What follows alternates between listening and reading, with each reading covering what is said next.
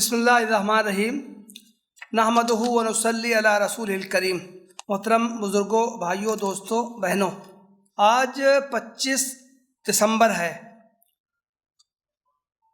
عیسائیوں کے یہاں آج کے دن کو بہت متبرک سمجھا جاتا ہے اور ان کے نزدیک اس دن کو ایک تہوار کی حیثیت حاصل ہے۔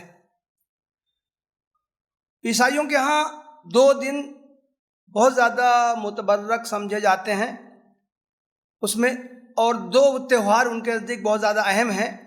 ایک تو ایسٹر کا تہوار ہے، جسے حضرت عیسیٰ علیہ السلام کے وفات پا جانے کے بعد، پھانسی دے دیے جانے کے بعد، عیسائیوں کے عقیدے کے مطابق وہ 3 دن کے بعد وہ دوبارہ زندہ ہو گئے تھے۔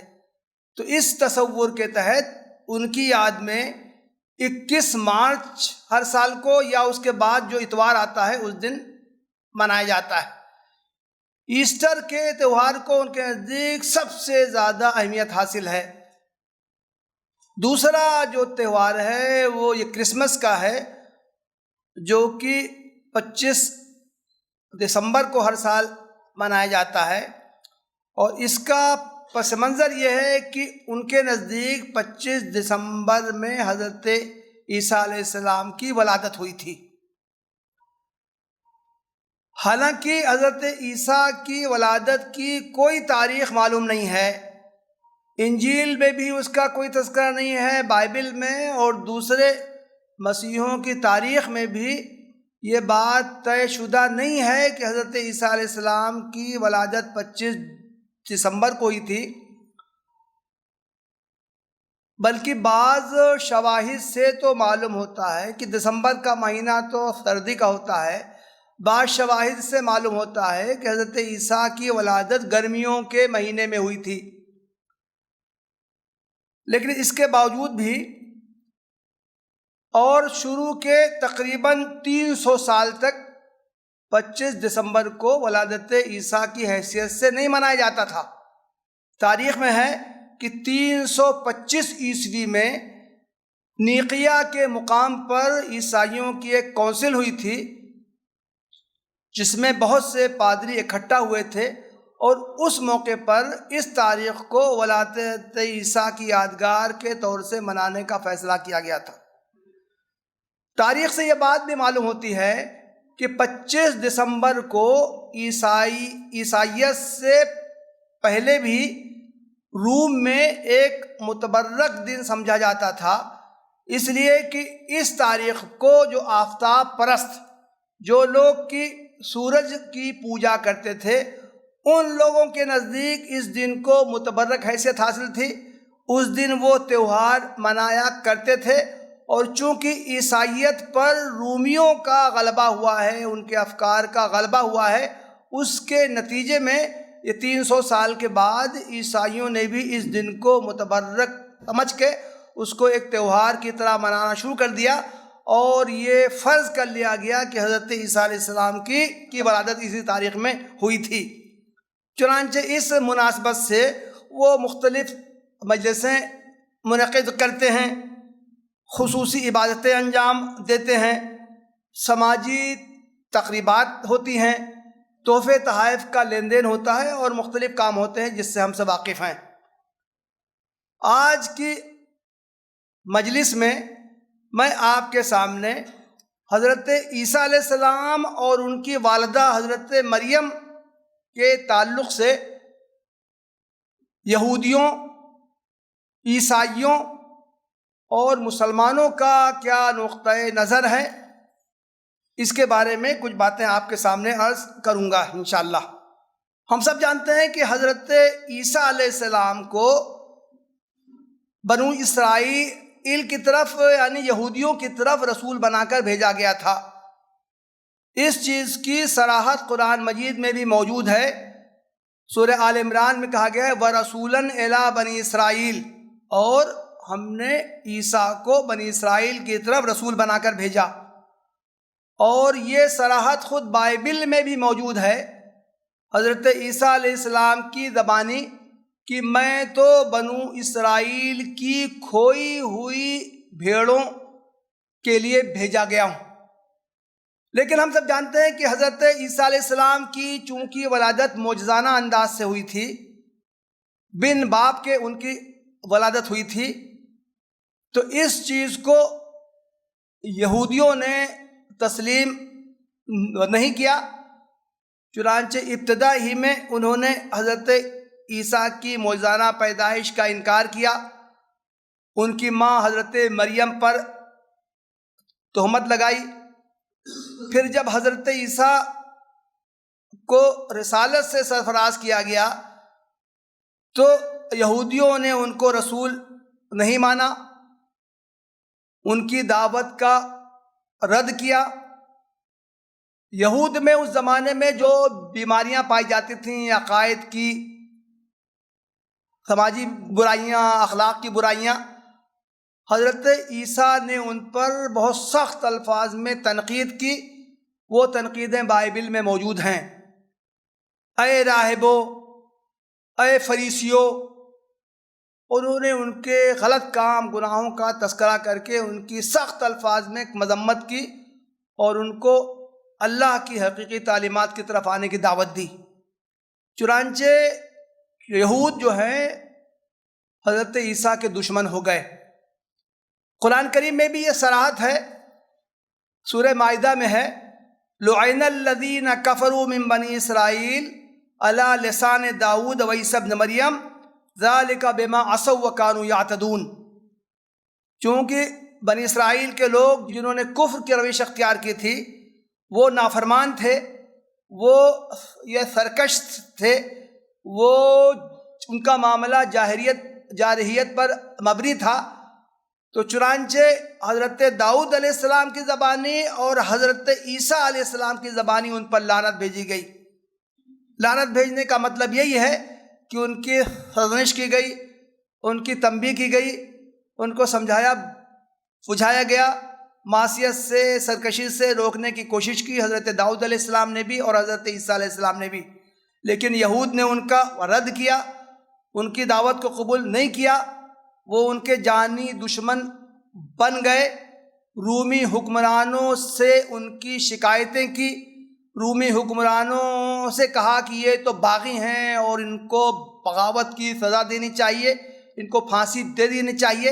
ان کے اکسانے کی وجہ سے رومی حکمراں ان کو پھانسی دینے پر تیار ہوئے، اور وہ واقعہ ہوا کہ جس کو کہ یہود نے اپنی کامیابی قرار دیا کہ ہم عیسیٰ کو صلیب پر چڑھانے میں کامیاب ہو گئے ہیں۔ چنانچہ قرآن کریم میں ان کا قول یہ نقل کیا گیا ہے، وَقَوْلِهِمْ إِنَّا قَتَلْنَا الْمَسِيحَ عِيسَى ابْنَ مَرْيَمَ رسول اللہ وَمَا قَتَلُوهُ وَمَا صَلَبُوهُ وَلَكِنْ شُبِّهَ لَهُمْ، اور آگے ہے وَمَا قَتَلُوهُ يَقِينًا۔ وہ بڑے فخر سے کہتے تھے ہم نے مسیح ابن مریم کو قتل کیا ہے، وہ رسول اللہ۔ وہ یہ کہتے تھے کہ وہ جو اللہ کے رسول اپنے آپ کو جو کہتا ہے اس کو ہم نے قتل کیا ہے۔ لیکن قرآن کہتا ہے کہ نہ انہیں قتل کیا، نہ وہ ان کو سولی پر چڑھانے میں کامیاب ہو سکے تھے، اور کہتا ہے وما قتلوہ یقیناً، یعنی کہ یہ بات بالکل طے شدہ ہے کہ وہ ان کو قتل کرنے میں کامیاب نہیں ہو پائے تھے۔ دوسری طرف حضرت عیسیٰ علیہ السلام کے بارے میں خود عیسائیوں کا عقیدہ کیا ہے؟ مسلمانوں کی طرح عیسائی بھی اس بات کے قائل ہیں کہ حضرت عیسیٰ کی پیدائش معجزانہ طریقے سے ہوئی تھی۔ مسلمانوں کی طرح وہ بھی حضرت مریم کو پاک دامن سمجھتے ہیں، لیکن انہوں نے حضرت مریم کے بارے میں بھی اور حضرت عیسیٰ کے بارے میں بھی غلو سے کام لیا۔ ایک طرف یہودیوں کی تفریط ہے، دوسری طرف عیسائیوں کا افراط ہے۔ یعنی ایک طرف تو یہودیوں نے ان کی رسالت کو نہیں تسلیم کیا، ان کے خلاف طرح طرح کے نادیبہ الزامات لگائے، ان کی دعوت کو رد کیا، ان کو ہر طرح کی تکلیفیں پہنچانے کی کوشش کی، یہاں تک کہ اپنے نظام کے مطابق وہ ان کو قتل کرنے میں بھی کامیاب ہو گئے۔ دوسری طرف عیسائیوں کا غلو یہ ہے کہ انہوں نے حضرت عیسیٰ علیہ السلام کو الوہیت کے منصب پر فائز کر دیا، ان کو وہ خدا بنا بیٹھے، ان کی ماں کو بھی انہوں نے خدا کا درجہ دے دیا۔ حضرت عیسیٰ علیہ السلام کے بارے میں یہودیوں کا غلو کیا ہے؟ حضرت عیسیٰ علیہ السلام کے بارے میں جو چونکہ وہ موجزانہ انداز سے ان کی تخلیق ہوئی تھی، اس لیے خود قرآن کریم میں اس کا تذکرہ ہے، وَالرُّوحُ مِنْهُ، اللہ تعالیٰ کی طرف سے ایک روح حضرت مریم میں القاء کی گئی۔ قرآن نے کلمہ کا لفظ اختیار کیا ہے۔ قرآن میں کہا گیا وَأَيَّدْنَاهُ بِرُوحِ الْقُدُسِ، ہم نے روح القدس یعنی فرشتے کے ذریعے ان کی تائید کی۔ یہ ساری باتیں عیسائیوں پر بھی واضح تھیں، انجیل میں بھی اس کا تذکرہ تھا، لیکن زمانہ گزرنے کے بعد، کچھ عرصے کے بعد عیسائیت پر جو رومیوں کا غلبہ ہوا تو اس میں رومی فلسفہ، یونانی فلسفہ شامل ہوا، اور چونکہ اس میں ایک سے زیادہ معبودوں کا تصور تھا، اس لیے اس تصور کو عیسائیت میں بھی اختیار کر لیا گیا۔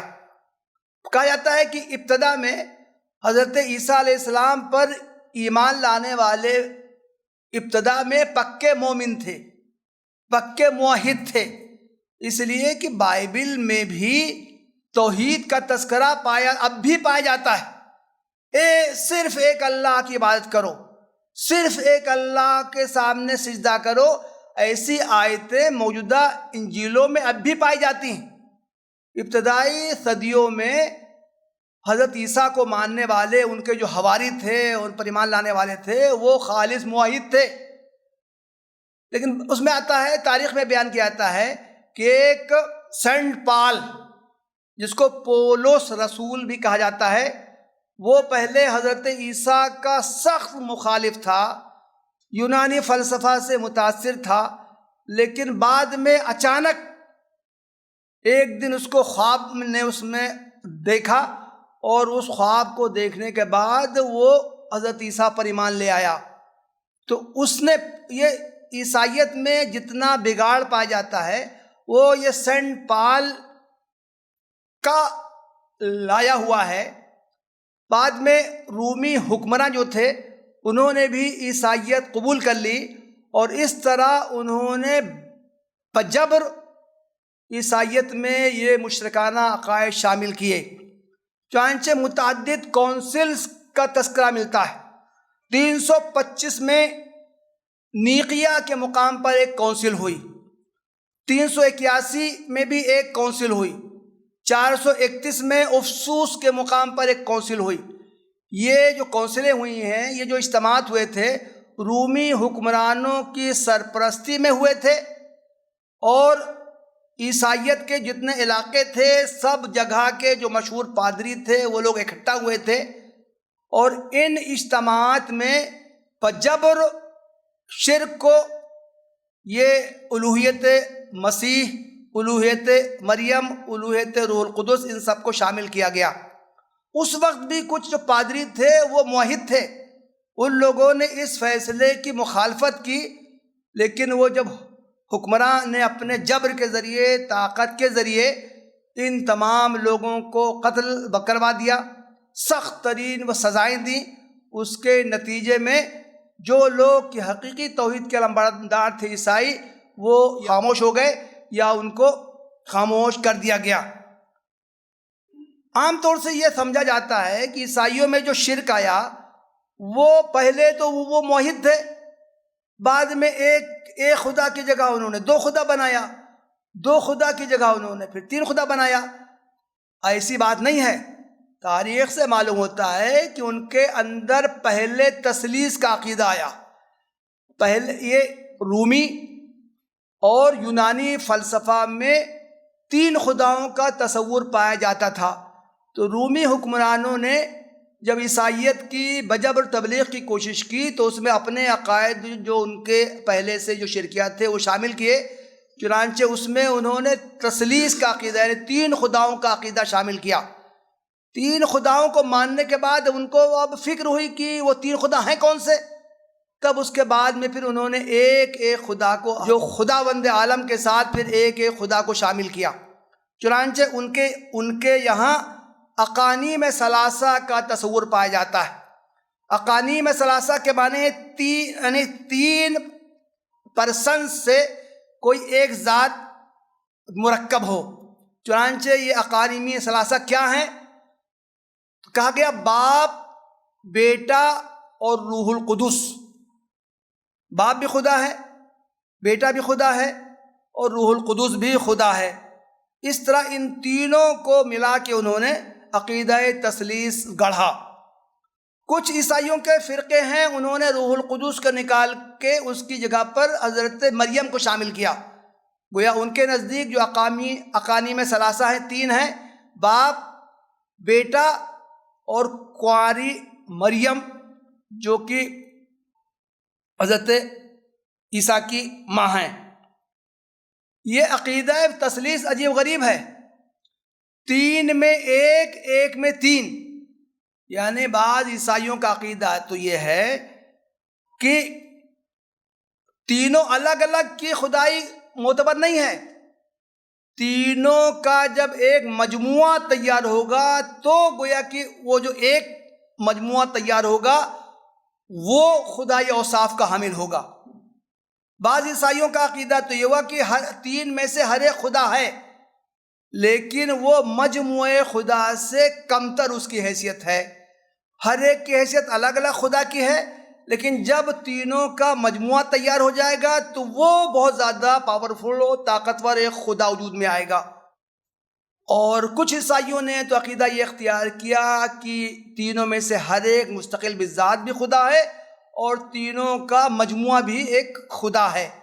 اس سے آپ اندازہ کر سکتے ہیں کہ عقیدہ توحید اور عقیدہ تثلیث دونوں کا مرکب عیسائیوں نے تیار کرنے کی کوشش کی، 1 میں 3 اور 3 میں 1۔ یہ ایسا عجیب غریب عقیدہ ہے جس کی عقلی طور سے کوئی توجیہ نہیں کی جا سکتی۔ چنانچہ عیسائیوں کے شارحین نے ایک بات یہ کہی ہے کہ یہ جو عقیدہ تثلیث ہے اس کا تعلق فہم سے نہیں ہے، اس کا تعلق صرف عقیدے سے ہے کہ آپ مان لیجئے، یہ چاہے آپ کی سمجھ میں آئے چاہے نہ آئے۔ عیسائیوں کا ایک عقیدہ اور ہے جس کو ہم کہتے ہیں ابنیت مسیح۔ انہوں نے یہ عقیدہ اختیار کیا کہ حضرت عیسیٰ علیہ السلام اللہ کے بیٹے ہیں، اللہ نے ان کی ذات میں حلول کیا ہے اور وہ اس دنیا میں آئے تھے انسانوں کے گناہوں کا کفارہ بننے کے لیے۔ انہوں نے صلیب پر چڑھ کر انسانوں کے گناہوں کا کفارہ ادا کیا ہے، ان کو پھانسی دے دی گئی تھی، بعد میں وہ پھر 3 دن کے بعد وہ زندہ ہوئے اور اس کے بعد اللہ تعالیٰ نے ان کو آسمان میں اٹھا لیا، وہ عرش پر اللہ تعالیٰ کی دائیں طرف وہ بیٹھے ہیں اور پھر قرب قیامت کے زمانے میں وہ پھر اس دنیا میں آئیں گے۔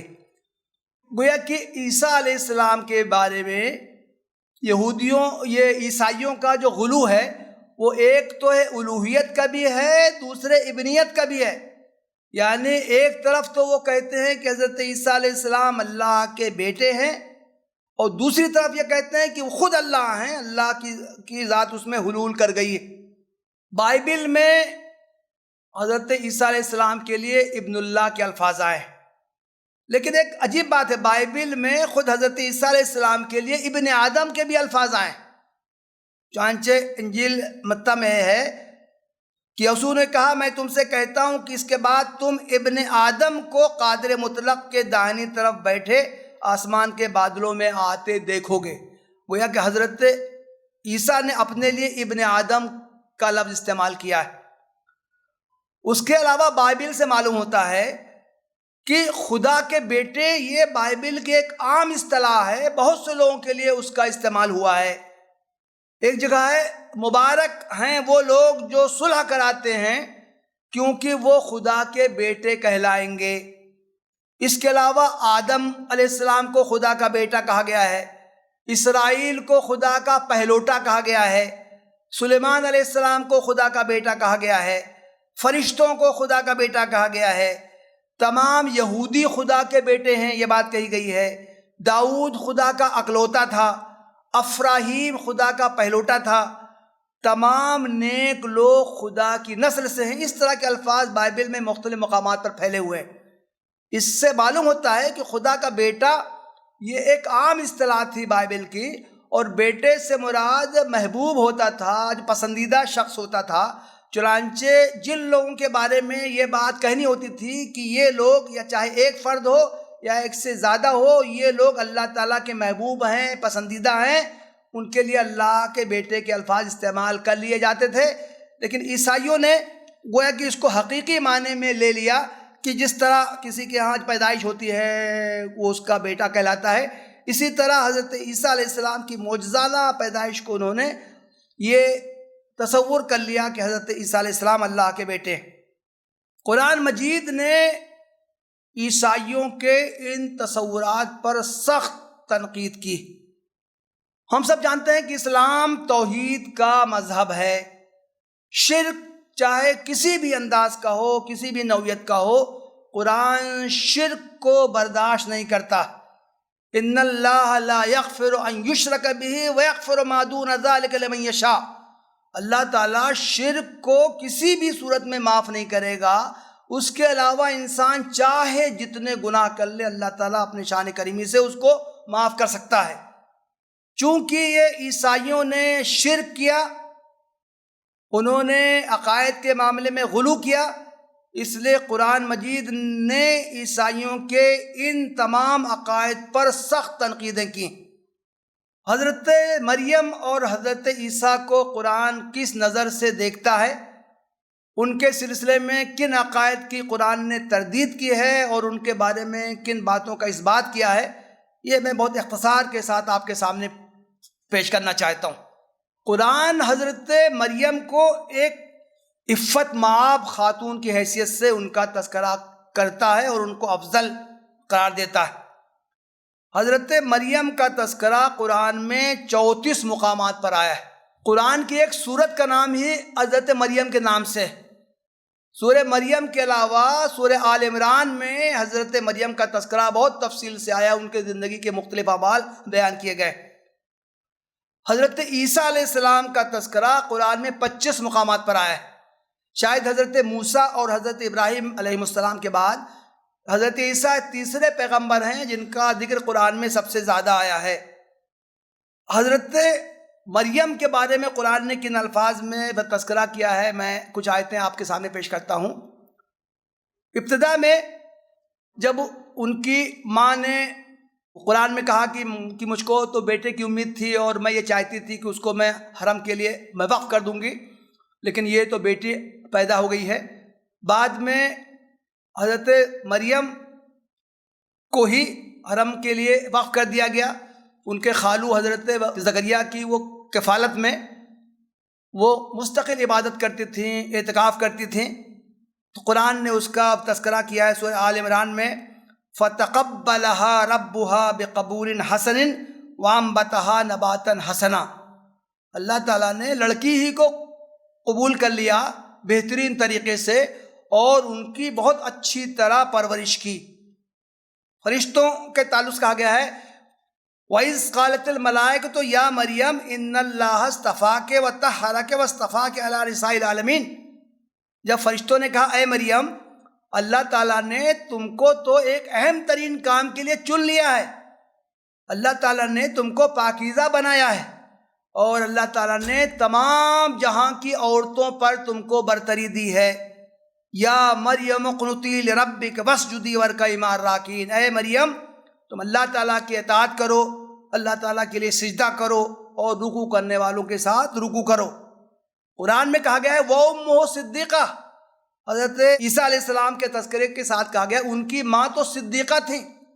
کتنا عظیم الشان حضرت مریم کے لیے یہ ٹائٹل ہے۔ صدیقہ کا مطلب یہ نہیں ہے کہ وہ سچ بولنے والی تھی، صدیقہ کا مطلب صرف یہ نہیں ہے کہ وہ راست باز تھی، بلکہ صدیقہ کے معنی ہیں کہ وہ اللہ تعالیٰ کے مشن کو، اللہ تعالیٰ کی مرضی کو، اللہ تعالیٰ کے اشاروں کو وہ پورا کرنے والی تھیں۔ حضرت عیسیٰ علیہ السلام کے بارے میں اللہ تعالیٰ نے جو فیصلہ کیا تھا، حضرت مریم کے ذریعے اللہ تعالیٰ کا وہ فیصلہ پورا ہوا، وہ فیصلہ پورا کرنے والی تھیں۔ چنانچہ سورہ التحریم میں جو اہل ایمان کے لیے جن عورتوں کو نمونہ بنایا گیا ہے، اس میں سے ایک خاتون ہے فرعون کی بیوی اور دوسری خاتون ہے حضرت مریم، ان کا تذکرہ کیا گیا ہے۔ وَمَرْيَمْ ابنۃ عمران التی احسنت فرجہا فنفخنا فیہ من روحنا وصدقت بکلمات ربہا وکتبہ وکانت من القانتین، اور مریم بنت عمران جس نے اپنی شرمگاہ کو پاکیزہ رکھا، ہم نے اس میں اپنی روح پھونک دی اور اس نے اپنے رب کے کلمات کو سچا کر دکھایا اور اس کی کتابوں کا، اور وہ اطاعت شعار بندوں میں سے تھی۔ آپ اندازہ کر سکتے ہیں کہ قرآن کریم میں حضرت مریم کا تذکرہ کتنے بہترین انداز میں، کتنے پاکیزہ انداز میں کیا گیا ہے، اور ان کی کتنی زیادہ فضیلت بیان کی گئی۔ حضرت عیسیٰ علیہ السلام کا تذکرہ جو قرآن میں آیا ہے تو 2 باتوں کا رد کیا گیا ہے اور 2 باتوں کا اثبات کیا گیا ہے۔ سب سے پہلے تو قرآن حضرت عیسیٰ کی الوہیت کا انکار کرتا ہے۔ یہ عیسائیوں کا عقیدہ تھا کہ وہ الہ ہیں، وہ خدا ہیں۔ قرآن میں بہت سخت الفاظ میں اس کا رد کیا گیا ہے۔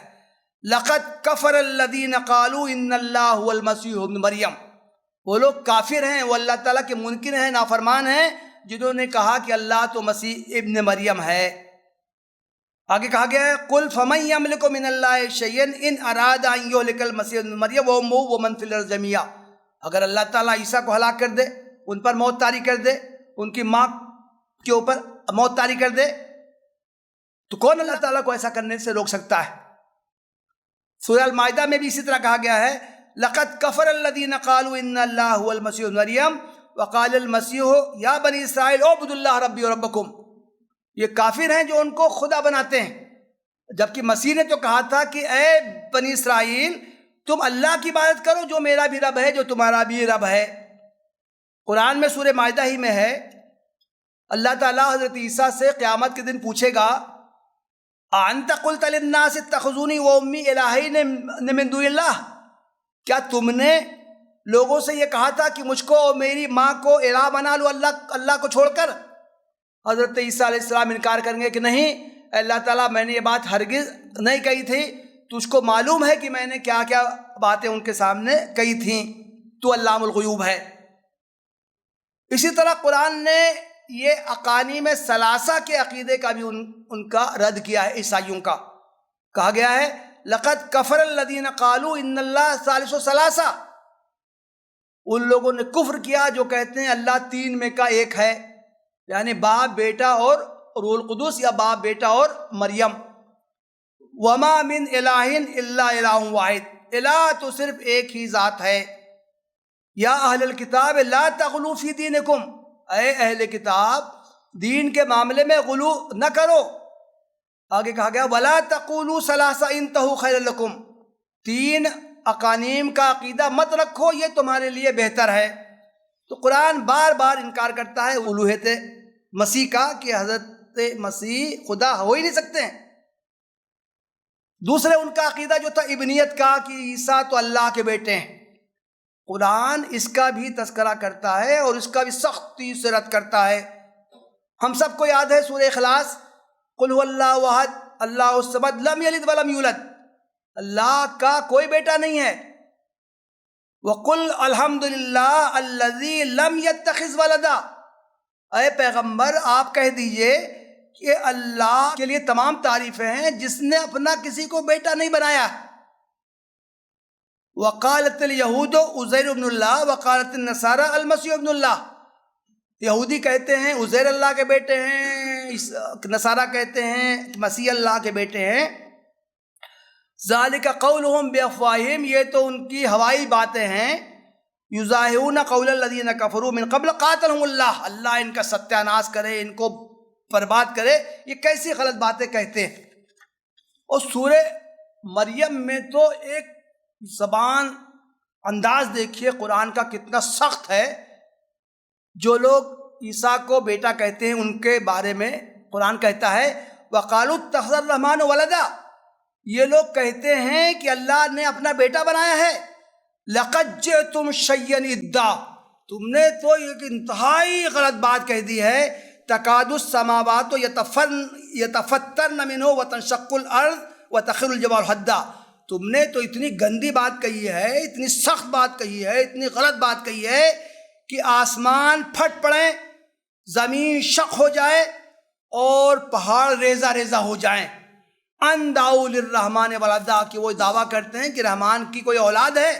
وما ينبغي للرحمن ان يتخذ ولدا، رحمان کو کسی کو اپنے اولاد اپنا بیٹا بنانے کی کیا ضرورت ہے. ان کل من فی السماوات والارض الا آتی الرحمن عبدا، آسمانوں اور زمینوں میں جو کچھ ہے وہ تو رب کے سامنے اس کا بندہ اور غلام ہونے کی حیثیت سے آئے گا. کسی کے بارے میں اللہ کا بیٹا ہونے کا دعویٰ کیوں کر کیا جا سکتا ہے. حضرت عیسیٰ کے بارے میں قرآن نے دو باتوں کا اس بات کیا ہے. ایک تو یہ کہ وہ اللہ کے رسول ہیں، قرآن بار بار صراحت سے کہتا ہے کہ وہ اللہ کے رسول ہیں. وَإِذْ قَالَ عِيسَىٰ ابْنُ مَرْيَمَ يَا بَنِي إِسْرَائِيلَ إِنِّي رَسُولُ اللَّهِ إِلَيْكُمْ، عیسیٰ کہتے تھے کہ اے بنی اسرائیل میں تو اللہ کا پیغمبر ہوں، فرستادہ ہوں جو تمہاری طرف بھیجا گیا ہوں. قرآن کہتا ہے وَمَا الْمَسِيحُ ابْنُ مَرْيَمَ إِلَّا رَسُولٌ، مسیح تو رسول ہیں.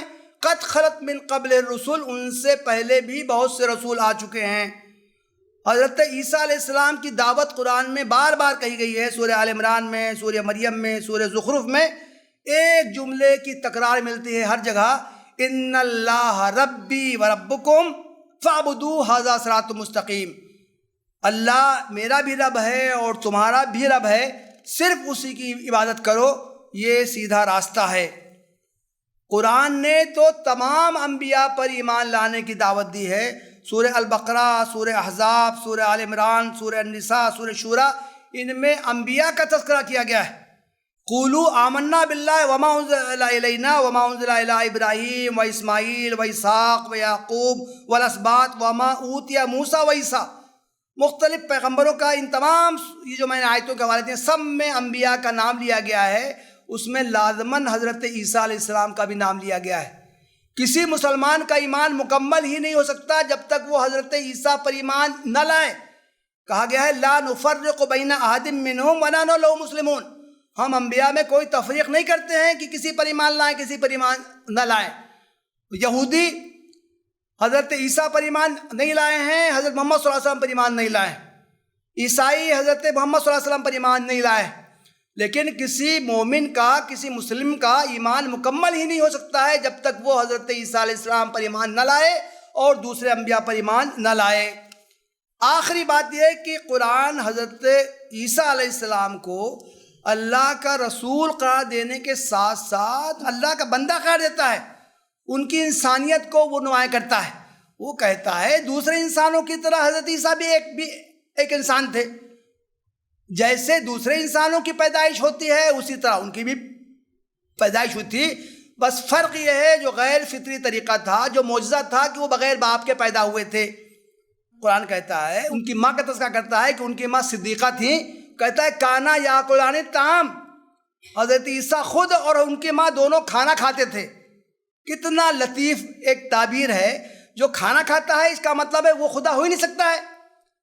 کھانا کھانے کا تو مطلب یہ ہے کہ وہ انسان ہے، اس کو فنا ہونا ہے. اسی طرح کہا گیا ہے لن یستنکف المسیح ان یکون عبدا للہ، عیسیٰ کے لیے یہ کوئی عار کی بات نہیں ہے، شرم کی بات نہیں ہے کہ وہ اللہ تعالیٰ کے بندے ہیں. ومن یستنکف عن عبادتہ ویستکبر فسیحشرہم الیہ جمیعا، جس شخص کو اللہ تعالیٰ کا بندہ ہونے سے عار ہو، وہ گھمنڈ کا مظاہرہ کرے، اللہ سب کو گھیر کے اپنے پاس حاضر کرے گا. حضرت عیسیٰ کے بارے میں ہی کہا گیا ہے ان ہوا الا عبد انعمنا علیہ، عیسیٰ بھی اللہ کے ایک بندے تھے، ہم نے ان پر انعام کیا تھا، اپنا فضل ان پر کیا تھا. وجعلناہ مثلا لبنی اسرائیل، اور ہم نے بنی اسرائیل کے لیے ان کو ایک آئیڈیل نمونہ ان کو بنایا تھا. اور خود حضرت عیسیٰ نے اپنی زبان سے کہا تھا، جب ان کی ماں پر لوگ الزام لگائے لگے تو قدرت الہی سے حضرت عیسیٰ بول پڑے، فاشارت الیہ قالوا کیف نکلم من کان فی المہد صبیا۔ ان کی ماں نے کہا اسی سے پوچھ لو۔ ان لوگوں نے کہا کہ ارے یہ تو ابھی بچہ ہے، یہ کیا بولے گا؟ قال انی عبد اللہ آتانی الکتاب وجعلنی نبیا، بول پڑے میں تو اللہ کا بندہ ہوں۔ حضرت عیسیٰ علیہ السلام کی زبان سے خود یہ کہلوایا گیا ہے۔ اور لوگ سمجھتے ہیں کہ وہ تو موزانہ طریقے سے پیدا ہوئے، تو انسان وہ کہاں پہ ہیں، وہ بندے کہاں ہیں؟ قرآن نے حضرت آدم کی مثال پیش کی، سورہ آل عمران میں ہے، ان مثل عیسیٰ عند اللہ کمثل آدم خلقہ من تراب ثم قال له کن فیکون۔ عیسیٰ کی مثال تو اللہ تعالیٰ کے نزدیک آدم کی سی ہے۔ اللہ تعالیٰ نے آدم کو مٹی سے پیدا کیا تھا اور پھر کہا تھا ہو جا، وہ ہو گیا تھا۔ تو جب اللہ تعالیٰ اتنے قدرت کا مالک ہے، کسی کو مٹی سے پیدا وہ کر سکتا ہے۔ آدم علیہ السلام کے تو نہ باپ تھے نہ ماں تھے، تو اگر آدم خدا نہیں ہو گئے تو عیسیٰ تو ایک ماں سے تو پیدا ہوئے تھے، باپ نہیں تھے، تو ان کی حیثیت، ان کا مقام تو آدم سے کم ہی ہے۔ تو اگر آدم موزانہ طریقے سے پیدا ہونے سے وہ خدا نہیں ہو سکتے ہیں، تو عیسیٰ کیسے خدا ہو سکتے ہیں؟ اس تفصیل سے واضح ہوا کہ قرآن نے ایک طرف جو یہودیوں کا عقیدہ تھا حضرت عیسیٰ علیہ السلام کے بارے میں، ان کی ماں مریم کے بارے میں، اس کا بھی رد کیا ہے صراحت سے، اور اسی طرح عیسائیوں میں جو غلو پیدا ہو گیا تھا الوہیت کے تعلق سے، ابنیت کے تعلق سے، اس کا بھی بہت صراحت سے، بہت تفصیل سے اس کا رد کیا گیا ہے۔ اس موضوع کے کچھ اور بھی پہلو ہیں، مثال کے طور سے یہ کہ کیا حضرت عیسیٰ علیہ السلام قیامت سے پہلے پھر دنیا میں بھیجے جائیں گے؟ اس موضوع کا ایک پہلو یہ بھی ہے کہ عیسائی جو یہ تہوار مناتے ہیں تو مسلمانوں کا ان سے انٹریکشن، تعامل کیسے ہونا چاہیے؟ تو ظاہر ہے کہ یہ دونوں موضوعات مستقل اس پر بحث کا تقاضا کرتے ہیں۔ اس وقت ان پر اظہار خیال کرنے کا موقع نہیں ہے۔ اس وقت تو صرف یہ واضح کرنا مقصود تھا کہ حضرت عیسیٰ اور ان کی ماں مریم کے بارے میں یہودیوں اور عیسائیوں کے جو عقائد ہیں، اسلام کا عقیدہ اس سے متضاد ہے، وہ ٹکراتا ہے۔ اسلام نے سختی سے ان کا رد کیا ہے اور اپنی دعوت توحید پیش کی ہے۔ وآخر دعوانا ان الحمدللہ رب العالمین۔